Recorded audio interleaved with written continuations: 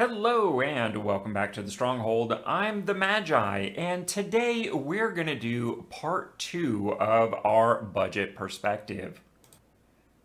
While we probably won't be doing any streaking, we are going to go old school and talk about some of the retro artifact reprints that are going to be available to us through Brothers War on Arena.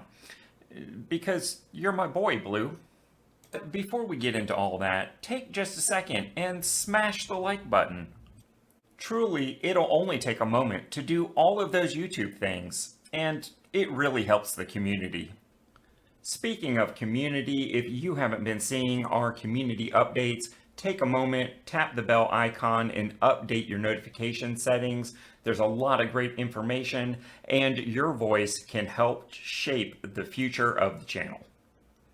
Now, what were we talking about? Oh, yeah, right. So, wait a minute. Why are we doing a part 2 on the budget perspective? And, well, the answer is because Wizards wasn't really upfront about good information regarding the retro artifact cycles. And in fact, they only told us that these were going to be in boosters in IRL paper Magic.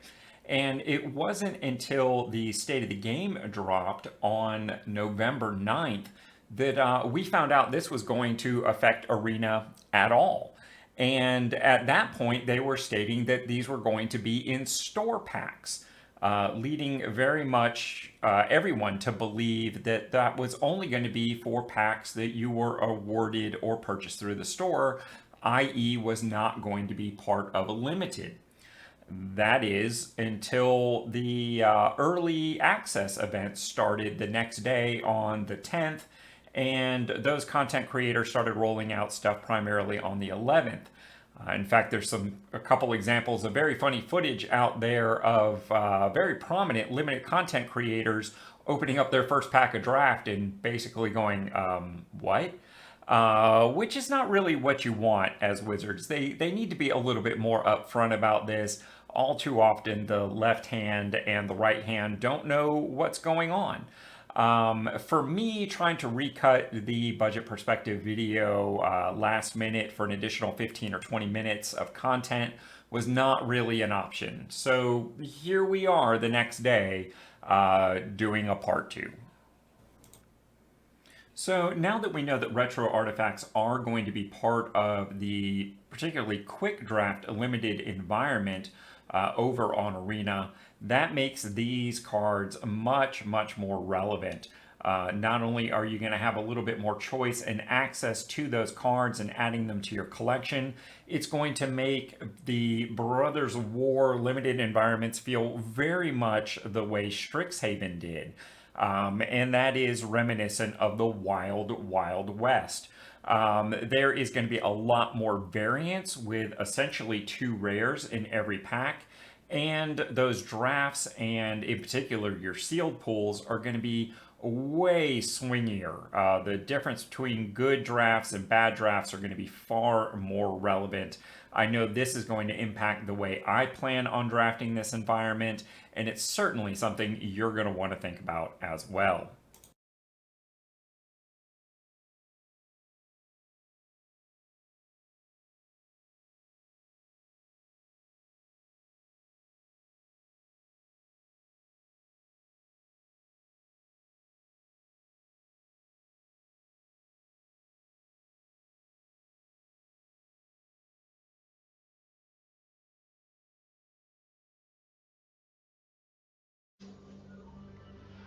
So, in looking at these old school retro frame artifacts that are being given to us through Brothers War, and in fact, the Brothers War in general, with regards to historic, there's really 2 main things that you need to keep in mind with every single evaluation.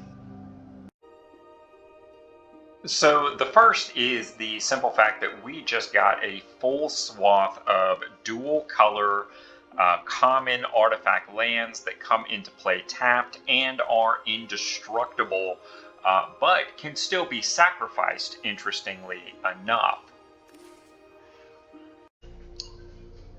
The second thing that you absolutely need to be taking into account as you evaluate these cards is Karn the Great Creator, a rare from back in the last Ravnica cycle. I believe that's War of the Spark there.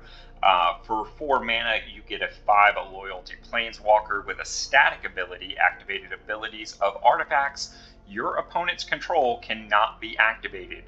That is potentially a big hoser moving forward in Historic because it turns any mirror match deck basically off.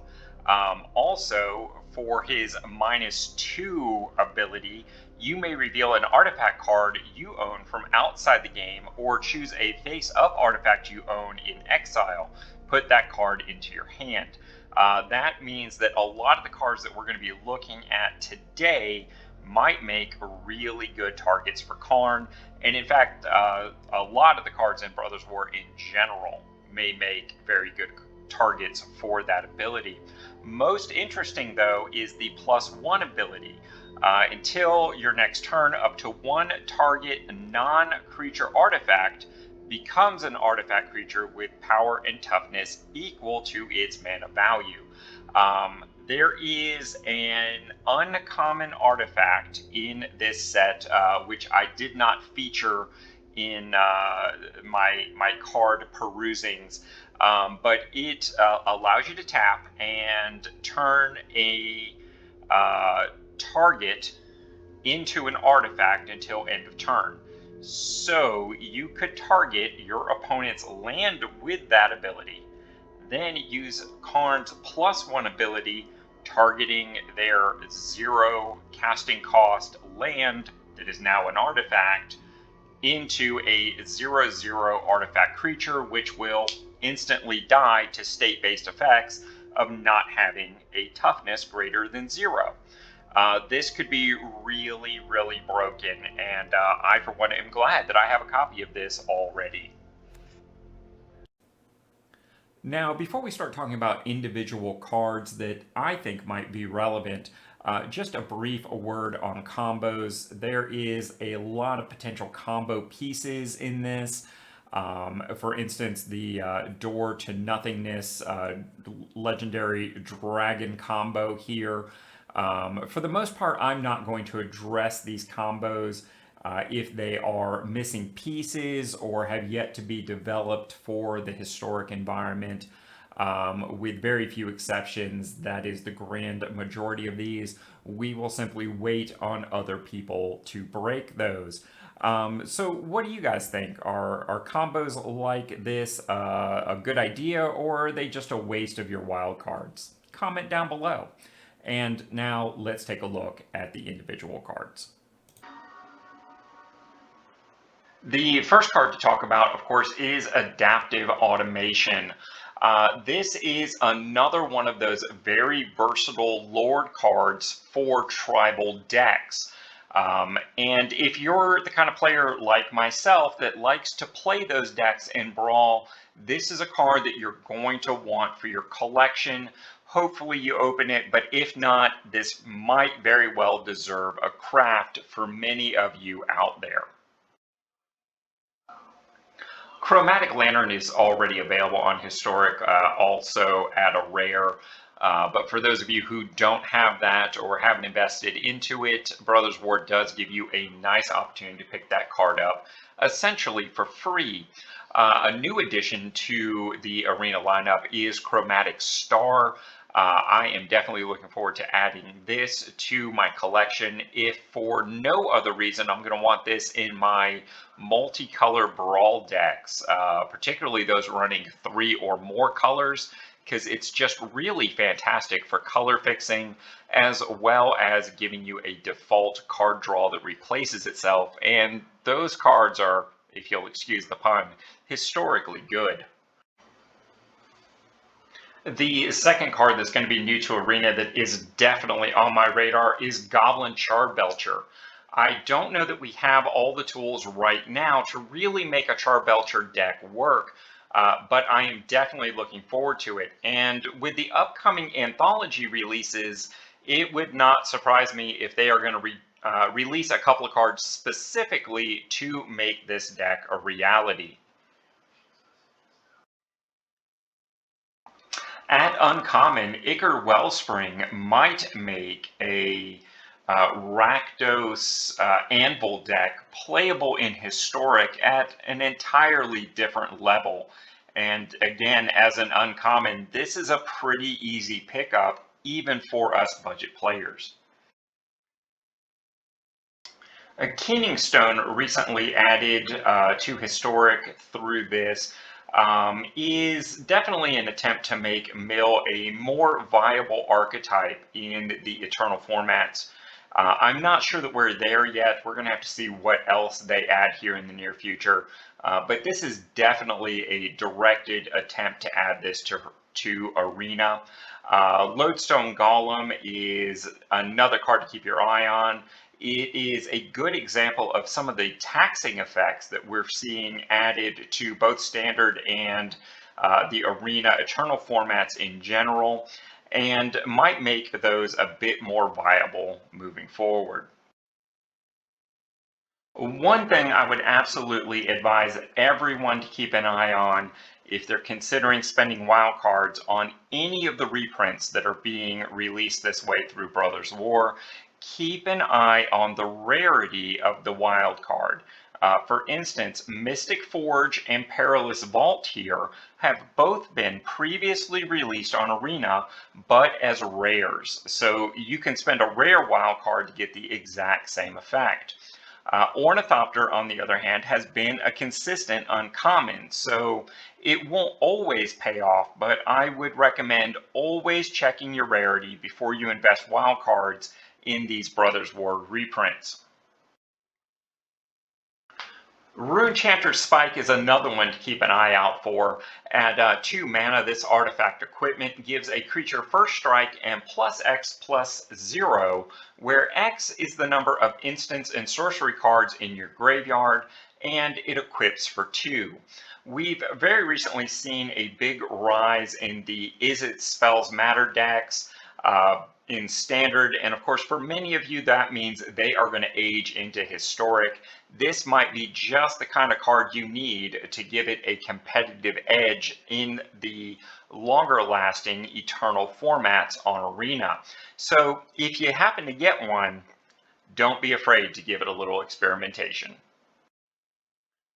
The next card on my radar, and that I think should be on yours, is Self-Assembler, 5 mana 4/4 artifact. Most importantly, an assembly worker, and we're seeing a lot of that particular creature type, which is self-relevant in Brothers War. And although I'm not sure that we have all the pieces to make an assembly worker deck, this is one more if we wanted to do it in Historic. And as it's an uncommon, we're very likely to get, if not full playsets, a large portion of these just from opening our packs.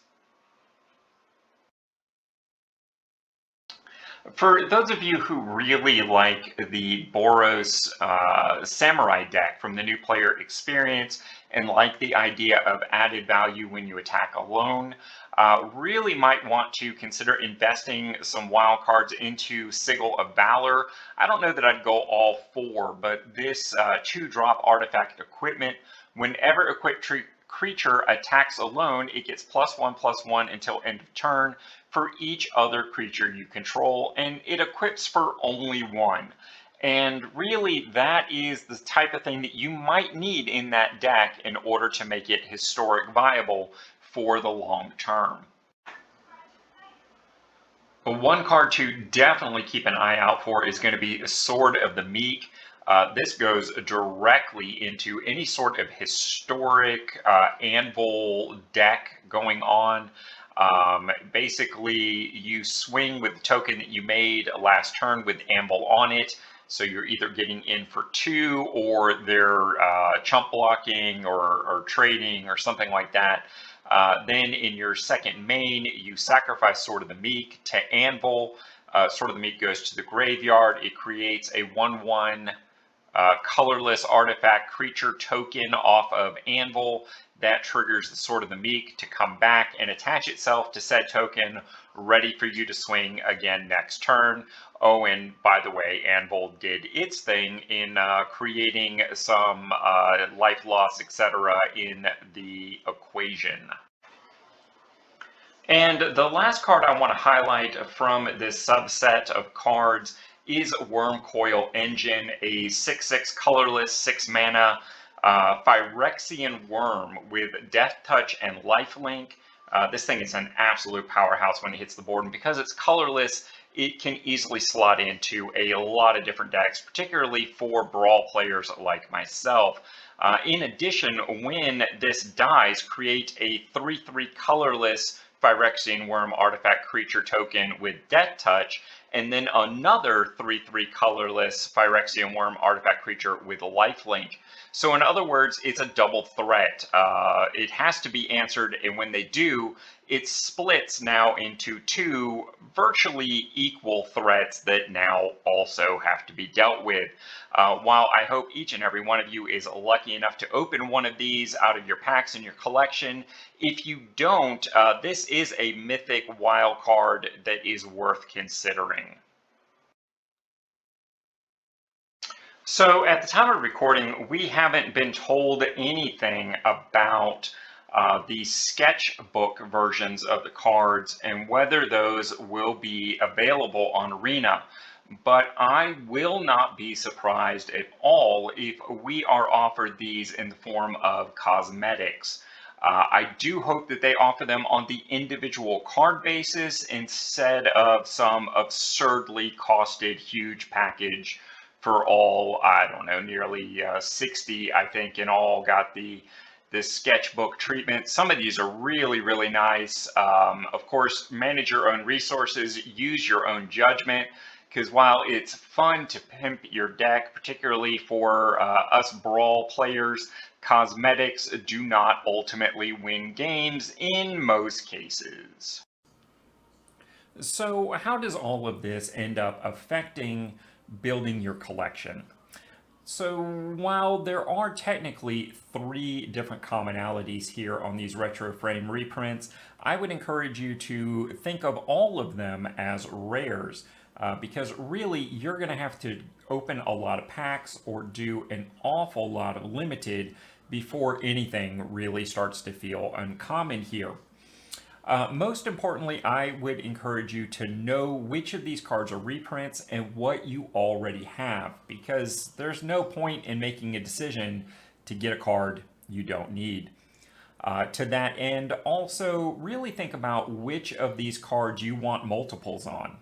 I know for myself, most of the rares and mythics in particular, I'm really only looking to have 1 copy on each so that I have that available for Brawl or deck testing and things like that. There are a couple of rares and mythics that I want full playsets on, but they're very few and far between. Even the uncommons playsets are not necessarily going to be the order of the day. And as we alluded to before, a lot of these are reprints, and I already have some of these in my collection. So don't be surprised if you see me pass a few of these cards in Limited. And in speaking about Limited in particular, for me, the value slant on this set by essentially having an extra rare in every single pack means that I will primarily be doing quick drafts. I will do few, if any, of the premier drafts. The primary reason being the different cost associated with that premier draft is going to be very hard to recoup on this relative to what I could be adding to my collection in quick drafts. Overall, I would say that when you're doing those quick drafts, you're going to want to be more focused on value and far less concerned about winning. Now is the time to just add value to your collection and, well, let that win rate dwindle a little bit. As long as you are generating enough gems that you can afford the Mastery Pass, winning really isn't all that important. And this is why I tend to keep a little bit of gems in reserve on my account. So when I do hit a set like this, or more recently with Strixhaven, you don't necessarily have to eke out every last gem from that season's drafts. And folks, before you go, make sure you've subscribed to the channel so you don't miss out on a thing. Because I know I can't change the magic economy all by myself, but I think we can.